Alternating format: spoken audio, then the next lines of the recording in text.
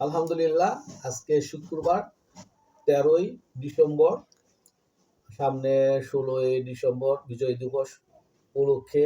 আর আজকে শুক্রবার উপলক্ষে বাজারে গিয়েছিলাম কিছু মাংস কেনার জন্য। যে মাংস কিনেছি আপনার মোটামুটি 2 দিনের জন্যই কিনেছি।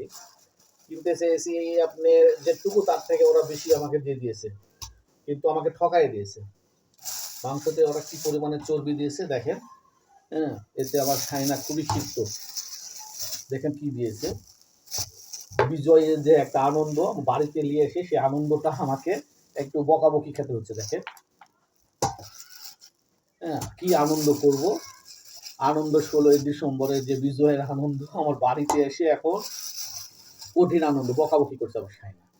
হ্যাঁ, তাই বলে কি এত দামি জিনিস নষ্ট করব না। এই চর্বি দেখছেন না, এই চর্বিটা পরবর্তীতে আপনার মিষ্টি কুমড়ো দিয়ে খাওয়া যাবে, আবার আপনার ছাঁচি লাউ দিয়ে খাওয়া যাবে।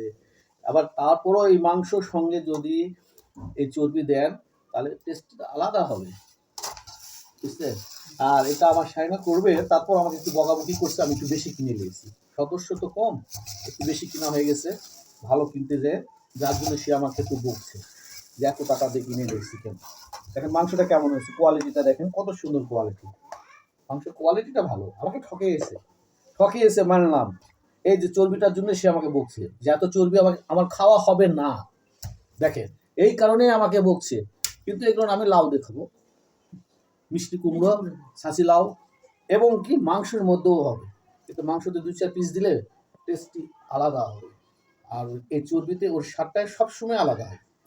তাছাড়া মাংস আপনার খারাপ দেয় না। দেখেন 750 টাকা কেজি আমাদের রাজশাহীতে বিক্রি হচ্ছে। তো এভাবে দিতে গেলে আপনি পিস সহকারে যদি নেন তাহলে আপনি এই কোয়ালিটিরই পাবেন। এই যে দেখেন কত সুন্দর মাংস দিয়েছে আমার সাইনা খুশি, কিন্তু ওই চর্বির জন্য সে আমাকে খালি বকছেই, বকাবকি করছে। আজকে শুক্রবার খাবো এবং 16ই ডিসেম্বর আগামীতে যে বিজয় দিবস, তাতে একটু আনন্দ তো হবেই অবশ্য। ছুটির দিনে একটু ভালো মন্দ তো অবশ্যই খেতে হয়, যার জন্য কিনেছি। মাংসটা কেমন হলো অবশ্যই জানাবেন।